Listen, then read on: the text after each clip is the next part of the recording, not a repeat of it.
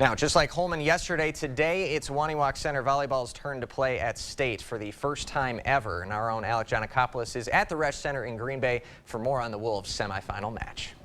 A lot of history being made here in Green Bay, Ken. Wonewoc-Center is one of 3 schools in D4 to make their first trip to state in school history. But their opponent is the only experienced school returning. That's McDonald Catholic, who was runner-up last year. Representing their town on the big stage, the Wolves struggled out the gate, falling behind 9 and 10 points in the first 2 sets. But Wonewoc-Center battled back in both, and they closed the gaps in both sets 1 and 2.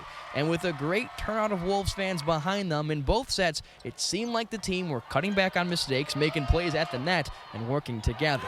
But their comeback efforts fell short, losing the match in 3. But for a small town on the biggest stage, the Wolves did themselves and their community proud. We don't have words to describe of how we felt, but the moment we walked in here to see this massive gym or stadium, it just kind of, it was like everything just washed out of your body, and you're like, we made it. So our community is really small. It's probably like basically our entire community out there. I'm not even lying about that. That was all of our high school, by the way. A lot of people say that small towns have disadvantages, but really I think like the small town environment coming out for us is what really gets us going on the court.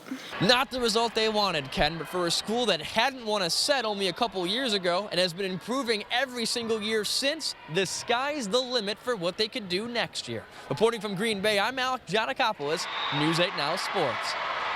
Thanks very much, Alec. Loved that perspective on the small town community from the Wolves. We'll be right back after this.